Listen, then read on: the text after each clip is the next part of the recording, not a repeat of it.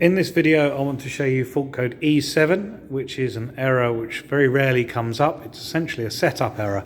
So the idea on a Midea is it's possible, if you look at this schematic, to actually add two additional sensors, one here and one here on the outlet of a low loss header, so that you can control the temperatures.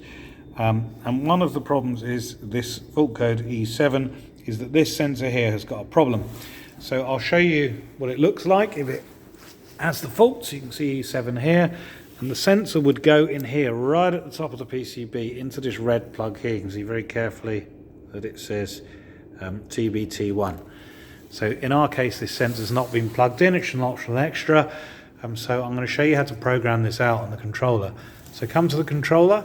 First thing you need to do, press OK, unlock it if it needs unlocking, and then press menu.